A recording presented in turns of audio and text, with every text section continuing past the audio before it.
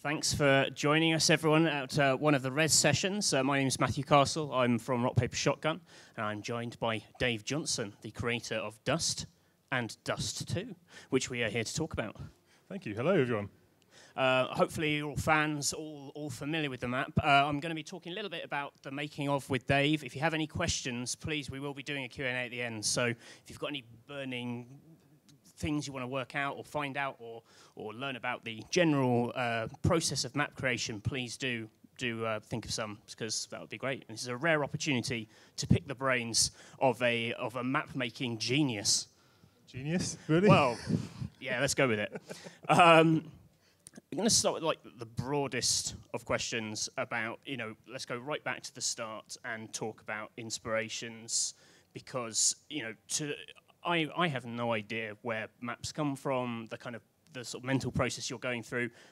What is the original sort of spark moment for this map? So for Dust, it was basically Team Fortress 2. Although the Team Fortress 2 that was made about 20 years ago. Right. Because originally Team Fortress 2 was a very different game to the game we know today. It was very sort of military focused. It was very to go ahead and dominate. The that has to be the biggest talking point. Because Dusty, since his edition, they've started to look like the team of old. It feels like some roles have been shifted. They released a bunch of screenshots that really interested me and excited me, and I thought I want to play this game because I love playing Quake Wars, Team Fortress, and Team Fortress Classic, etc. in the day. And I thought I want to play Team Fortress 2, so I'll just make this map. And Counter-Strike was my way of playing Team Fortress 2 before Team Fortress 2 came out. So it literally born from a screenshot of a thing you saw? I literally stole it from Valve. Yeah, they had no choice in that. I just did it. And so with that initial moment, where do you go from there? I mean, you were working on this by yourself, or did you have other people involved? So I had made one Counter-Strike map before called the War-Torn Retirement Home, which very few people ever played. But that got me into the Counter-Strike's team to a degree. And is Jessica who introduced me to a texture artist known as Chris Ashton, a.k.a. MacMan. And he said, hey, do you want to make another map? We'll put you in contact with the texture artist we've got on the team. And I said, sure, okay. And it went from there. I basically sent MacMan these Team Fortress 2 screenshots outlining the exact textures I wanted. And he sort of came back within like 2 days saying, here you are. And they looked almost identical to the ones that Valve had put in these screenshots of Team Fortress 2. And suddenly I could just go and make Team Fortress 2 myself. And everyone was like perfectly on board with ripping off someone else's map. Well, it wasn't a complete rip-off because the screenshots I had was only of one area. So I'd like what is the CT spawn today. That's the only screenshot I had, and it wasn't in my head. It wasn't a CT spawn area. It's just an area of a map that I wanted to play. So once I made that section, the rest of the map I had to kind of invent myself. I didn't know what to do. I knew there's a ramp. I knew there's some buildings. I knew there's an archway. But what was beyond the archway and where the road led to was like, well, I don't know, I'll have to make something now. And so that first day was really easy to make. I copied the screenshots exactly. But the bit after that, I just kind of made up as I went along. What exactly was it about that first area that like really spoke to you in that screenshot? Was it just the general like aesthetic of the thing, or was it the actual sort of design features? I think it was the aesthetic because it was so different to the other games I was playing at the time. I used to play a lot of Doom, Quake 2. I'm used to sort of dark and dingy industrial interiors. Everything being kind of shades of green and kind of overbearing. Whereas these screenshots from Team Fortress 2, they were really bright and sunny and clean and clear. Is such a different atmosphere to the sort of maps that I'd played before, and also the sort of maps that were in Counter-Strike at the time. So at the time, Counter-Strike consists of, again, dark and dingy maps. Is more like Rainbow Six. Is more about sneaking around and shooting people in the dark, typically. So I wanted to make a map that was, I knew, I wanted to play something that was different. And I basically made this map to appease my own sense of wanting to play Team Fortress 2, but also a map I knew I'd enjoy playing myself. So, with so little else like it in terms of like a big outdoors map, what were the next steps, going beyond that initial sort of area screenshot? How quickly did you get like a rough outline of the map? So beyond that initial section, I basically you at the initial archway, it basically went forward. Then I had left turn and right turn. At the right turn, I didn't know what to do yet. Eventually that leads to the bomb spot. The left turn, I thought, I know, I can make an underground cavern. So that underpass in Dust 1 right now, that's very different to how it was originally. That was a big underground cavern, like it's almost like a tomb. And I thought, I know, we'll put some hostages there, or the bomb or something. And I remember making it. There's some screenshots of it on my website, and it felt so wrong. It's the sort of thing I'd made before when I was making Quake and Quake 2 maps, but it wasn't the map I'd seen in the Team Fortress 2 screenshots, and it wasn't the map I wanted to make. So eventually just went, okay, this is completely wrong, this is too dark. I got rid of it, and this ramp going down into this underground cavern, I just went back up again to where it became the terrorist spawn area. And the middle sort of section, the hallways, I don't know where they came from. I just kind of ended up either road here, road there. I'll join them together somehow. Literally the terrorist side of the map, I can't remember making it. It just came out of nowhere, pretty much. I didn't realise that I was even going to be the terrorist spawn at that point. I just thought it would just be maybe another bomb spot. I thought the bomb spot would be in the underground section. It obviously wasn't. I thought the bomb spot would be in the underpass. Obviously it wasn't. I just made something which I felt reflected the design of the map I saw in the Team Fortress 2 screenshots. I just wanted to stay authentic to those as best I could. What's the kind of time scale on this process then, of like starting with that to the sort of the first version of the map that could be played or released? I mean, what are we talking about? Like, so I think that first area took me like 3 or 4, maybe 5 days, and of course I was a kid at the time. This is 20 years ago. Jeebus. I was so young. I had lots of free time on my hands, so I could spend every evening, lunchtimes, weekends, just making maps, and I did. So I think that first section I was kind of getting used to the textures, working out the geometry with the right angles, how to get everything in to the right sort of scale, as I'd seen in the screenshots. So that initial area took a little bit longer, probably a few days, and then the rest of the map I can't remember. I think it must have taken less than 2 weeks, let's say. It's definitely less than 2 weeks. And I think that the first playable version had the bomb spots in the wrong place because it was one of the first bomb maps we had, or defuse maps. And I just guessed we'll put counter-terrorists here, terrorists there, and the 2 bomb spots somewhere in the middle. Yeah, so that's kind of interesting. You say sort of guess, like there is guesswork involved, because I think one of the great mysteries of map design is the idea that it comes from one person's head, but it's a space that's designed to contain many people doing many things at once. I mean, where do you kind of start with that sort of process? Like, do you put yourself into a kind of, can you like summon up a team mentality in your head? Like, how do you kind of deal with that space? I mean, to a degree, it does involve. Well, I played Counter-Strike at the time, so I knew how the game works. I knew kind of the rules that I had to adhere to, and the guidelines that we needed to adhere to. So I knew that both teams I'd want to get to the same point in the map at the same time. I wanted to make sure the point where they see each other the first time, where the point where they can start shooting at each other and throwing grenades, had to be in the middle before either team had a chance to really lock down the map. And so that's why I thought I'd put the 2 bomb spots in the middle where they could both get to them at the same time. I thought that would be the ideal solution. It wasn't until I gave the map to Cliff, and he said, no, that move the bomb spot from here to the counter-terrorist spawn. Because he was working out how to make these maps as well. Having co-designed it, he is still trying to understand the rules of this game mode that they're trying to introduce in this release of the game. So it's basically half guesswork, half based on the maps I've played before, half based on playing Quake 2 CTF before. I thought it was a similar sort of game mode. It wasn't ultimately, but I was using the same sort of rules that I'd observed playing that game. But ultimately it's Cliff that said no, put the bomb spots here and here, and without his input, it wouldn't have been the map it became. And am I right in thinking there was a secret corridor at some point that took you down one side of the map? Yeah, so not too dissimilar to the corridor that Valve added in CS:GO.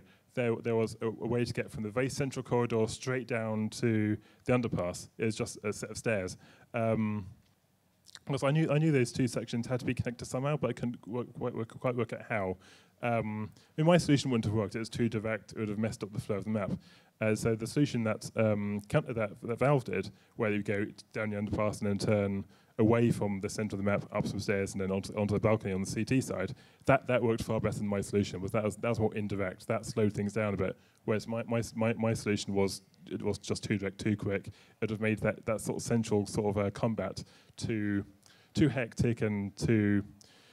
Well, it just wouldn't have been fun from how could that's I got rid of it. I mean, there are also a few other little like some of the archways you see throughout the map. It's just set inside walls. Those were originally also meant to be like sort of hallways to other parts of the map. There's meant to be a direct corridor between the T-spawn and bomb spot A, B, I can't remember which one it is. The secondary bomb spot.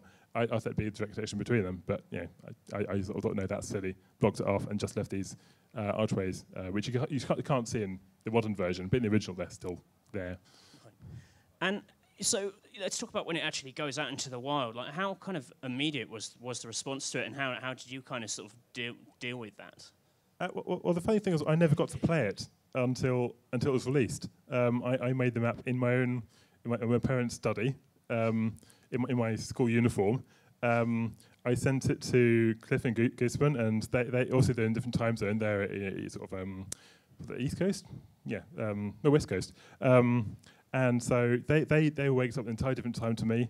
All the playtesters they had for the game, and of course, the Counter-Strike wasn't huge at the time. It was quite small, so they didn't have a huge community playing the game. And they basically playtested themselves with their own select view while I was asleep. And the next morning, I'd get feedback, and then after a couple of iterations of this, we moved the bomb spots. I fixed minor errors and things, and then it was released in beta 4. And I remember waking up the next morning. I think it was Saturday, fortunately, so I could actually wake up early and download the game for the first time. And I remember, actually before I remember seeing a screenshot from one of the playtests, and they were playing a diff map, some other map that wasn't Dust, that was also being included in that release. And one of the text messages at the bottom, or chat messages, said, "Can we play that desert map again?" And that was the first indication I knew that okay, that's the first indication that I thought actually this might be a good map. The testers want to play my map again. I mean, they're probably insane, but hey, I'll go with it.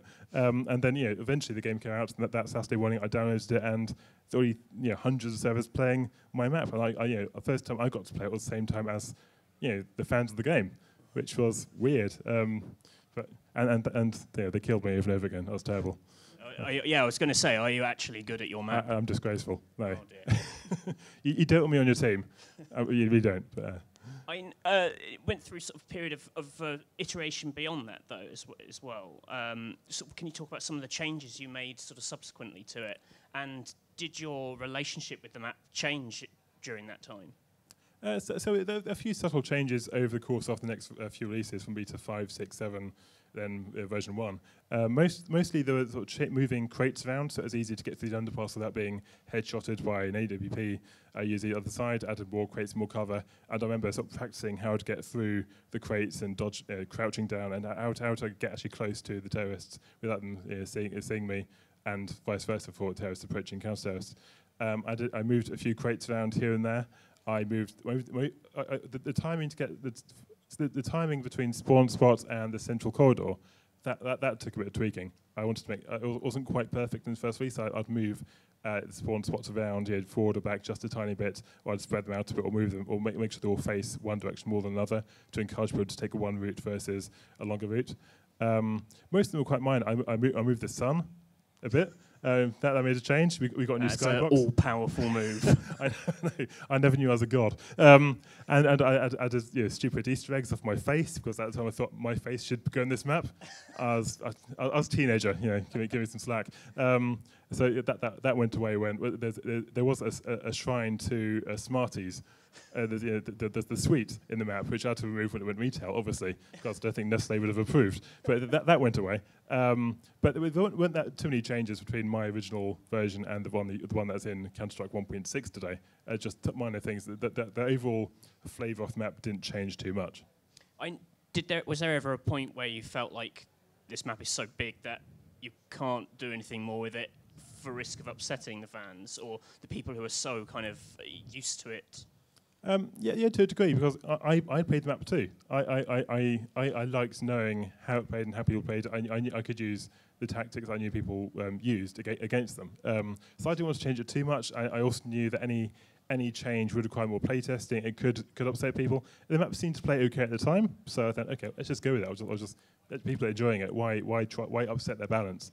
Well, as soon as you introduce a change, you tend to split the community into two groups. Those want the new one, those want the old one, and how do you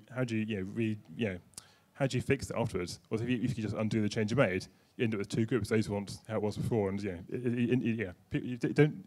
I just tried to keep it the same. I knew that's what worked. Why change what works? And having created, like, what is arguably now one of the most famous maps of all time. At the time, did you receive any formal offers to go and work with them full time? Like, what was the actual kind of ramifications of it sort of professionally? I know you were young, but even so.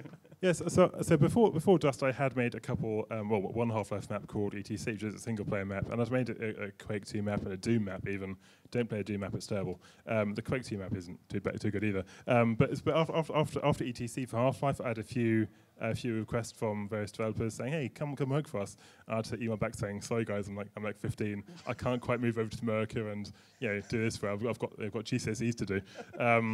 So I'd appease my parents basically. So I'd say no to those guys. After Dust, I obviously had more interest. I think Valve did offer me a seat at an apprenticeship for a while. And I was like, that's very kind. I know, turning down an offer from Valve, I was like, that's very kind, guys, but I'd rather just do my studies, go to university. And had I said yes, my life could have been very different right now. But I made the right move for the time, onto start to study. But yeah, the offers were over the place. Some were better than others, frankly. But, yeah. And so, sort of fast forwarding a little bit, where does sort of Dust 2 come into? Why create a sequel? Where does that sort of need or desire come from? So after Dust, I knew I wanted to make another map, and so I made.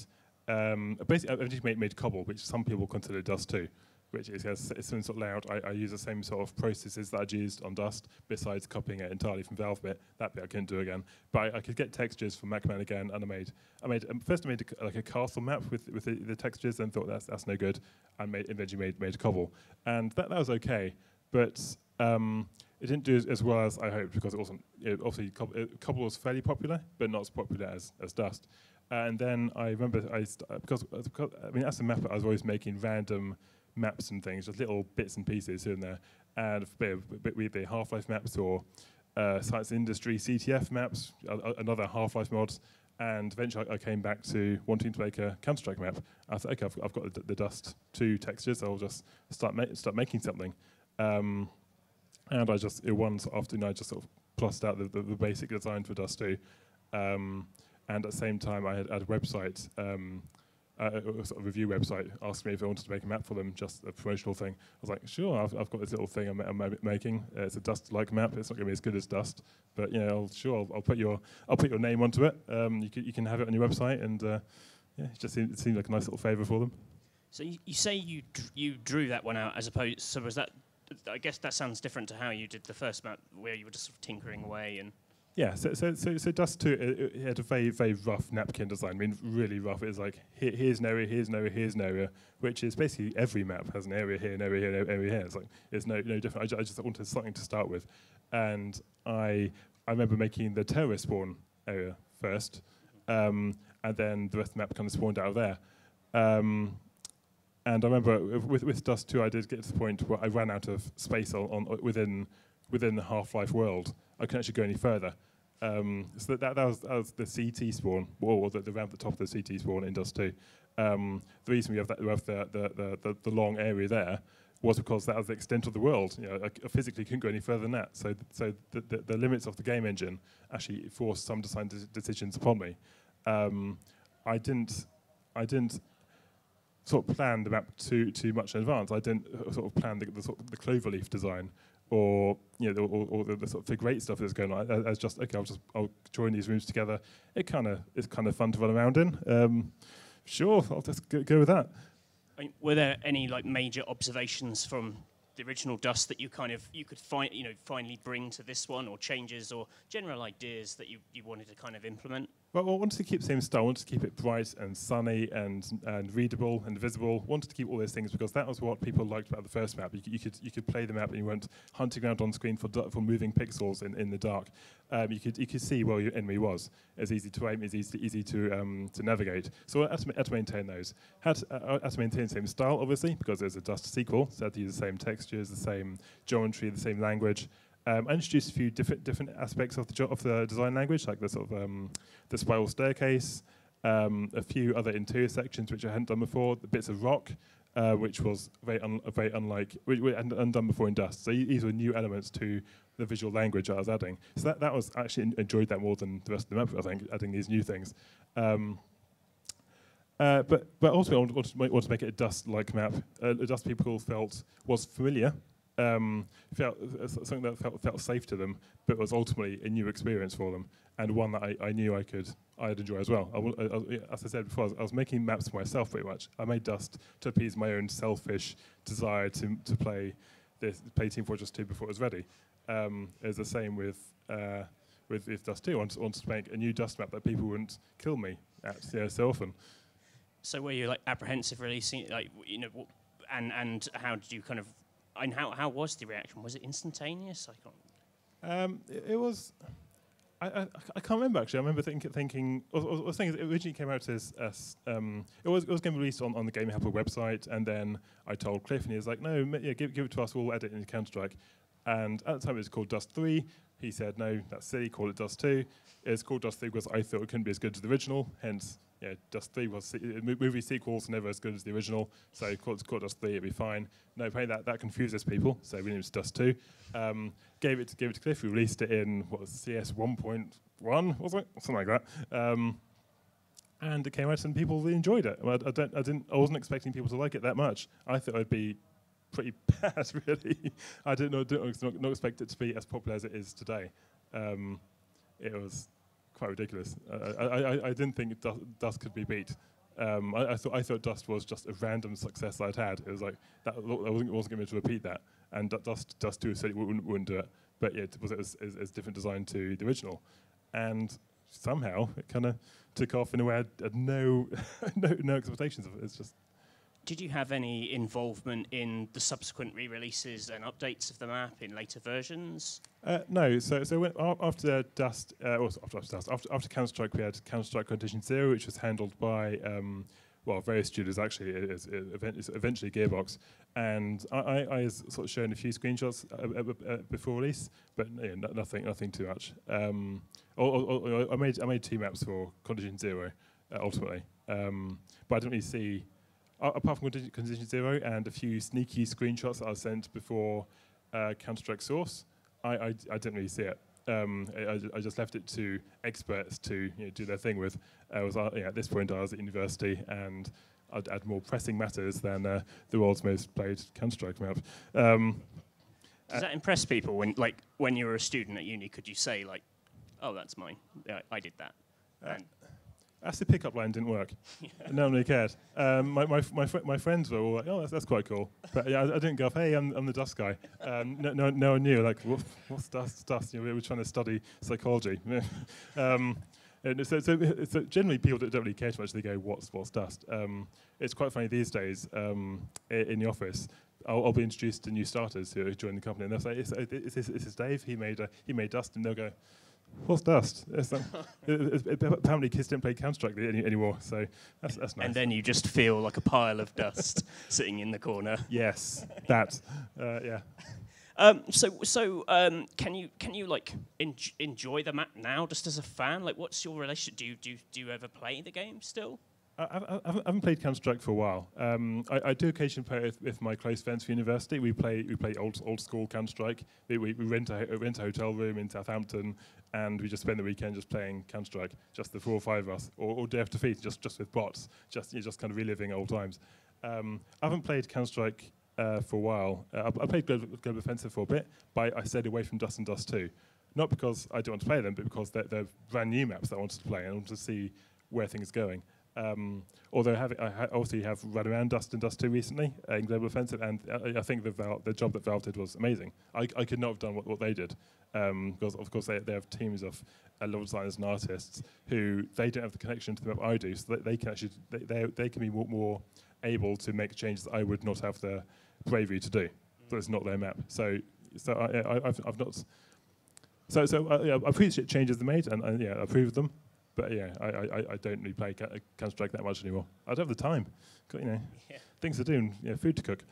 Yeah, it just kind of amazed me, this idea that it feels like the industry is a bigger machine and there is like a huge science to creating these maps, where it used to be someone just had a gut instinct to make it work, and that kind of magic registered with so many people, and people would kill to have that kind of success now, and it would take them many more people to not have that success. Yeah, I mean that's what I miss about old school level design, is that I could make an entire map by myself in an afternoon.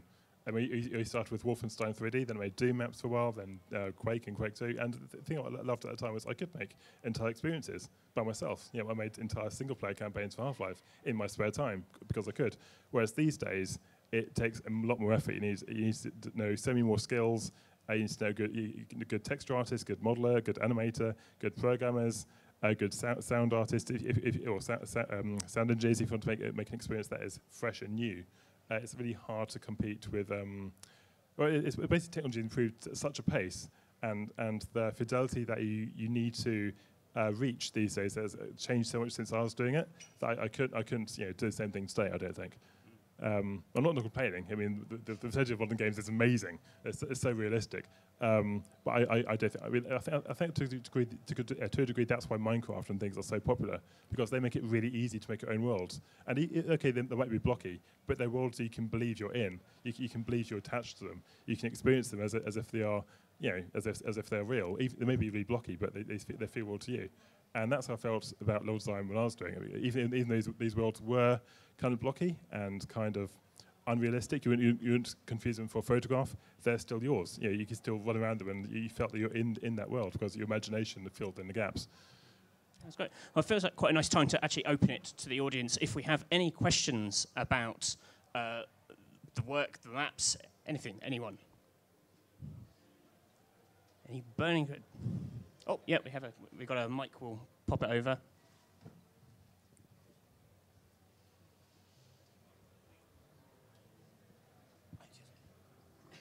Hi, right. Yeah. So my question is, these days I feel like there's a lot of, like in all types of multiplayer games, myself personally, but I generally hear it over voice chat, people will go, "Oh, I hate this map," when you're spawning into it. But there's so little, I really love this map. And I think, like Dust, for instance, like Facility on GoldenEye, like maps that people remember. Why do you think that doesn't exist anymore? Do you think that's an aspect of having this like oversized team versus one person who really cares about it? That's a good question. I wonder the same. The thing is, I think people... I think it's sometimes easier to hate a map than it is to like one. So to a degree, that's the reason. A lot of people will you find people tolerate maps more than they like them. So everyone in the case of Dust and Dust2, everyone knows these maps. Everyone will play that. Everyone knows that if it comes into the rota, they can do pretty well. Whereas other maps which are played less, people are less familiar with, so they don't play them. I mean, the way I see it is I see Dust and Dust2 as not the most popular maps, but the least hated maps to a degree. I mean, obviously people hate them, but they hate them in sort of more vocally. But actually, as a point, actually, I think people hate things they really love. That's people love the maps, so they say they hate them. They're just embarrassed. Hey, I'm really interested to know, do you still have any of the files for those original versions? If you do, you really should release them, especially the Smarty Shrine one. I think I do I have an archive somewhere at home. I mean, legally, They're Valve property, so I couldn't actually do anything with them because it's Valve's IP. I'd love to release the Smarties Shrine. I could probably take that out because that's not in the released game anymore. If you really want the Smarties Shrine, I mean, there are screenshots around. You can just Google it. But sure, I could probably dig them up again. It's a shame they didn't keep the Smarties in the modern version in Global Offensive. I think that's a real mistake on their part, frankly. Big merchandise opportunity that he messed up. Yeah, but I wanted it to spin, but I couldn't do it at the time. The technology wasn't there. If we've got no further questions, let's give Dave a big round of applause. Thank you so much for coming to talk to us. Thanks for coming to see me.